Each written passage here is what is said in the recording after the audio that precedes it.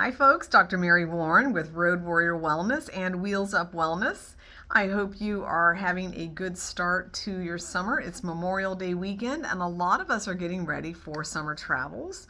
I've always talked with people about foundationally having four really good, strong, positive legs on board for good health and good immunity. And today I want to talk about one of my favorite of the four, and that's getting good sleep.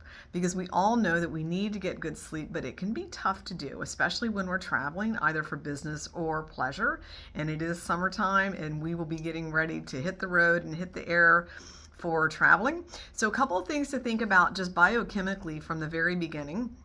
I always like to give people a little bit of info, if possible, about why it's important to do certain things. And cortisol, we often will know and hear about cortisol from the bad standpoint because it's a stress hormone. But cortisol does have some positive effects as well.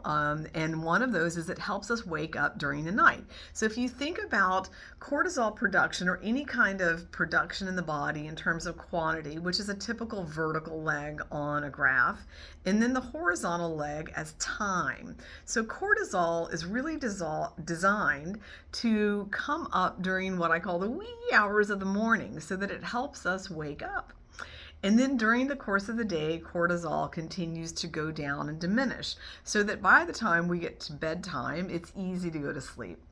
A lot of people have high cortisol late in the day, and that's where exercise can be really helpful for helping to balance and regulate cortisol levels.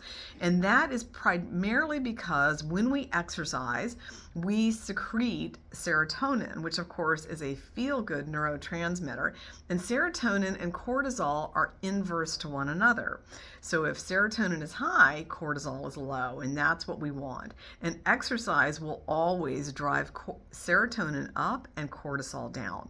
So a good thing to remember relative to not only feeling better but also sleeping better is to exercise because of that production of serotonin and the diminishment of cortisol.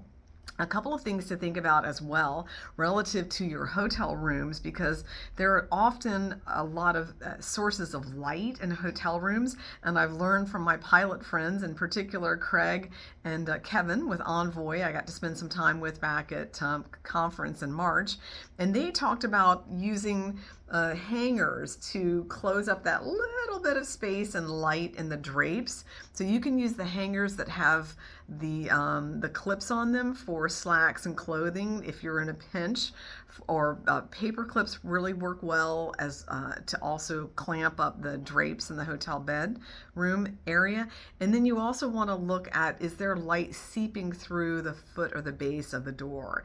And that's a good place to roll up a bath towel and just place it at the base of the door if there's light coming through there. The best way to determine your sources of light at the hotel room is to wait till it's dark and then shut off the lights for just a few minutes. Allow your light, or your eyes rather, to accommodate to having no light.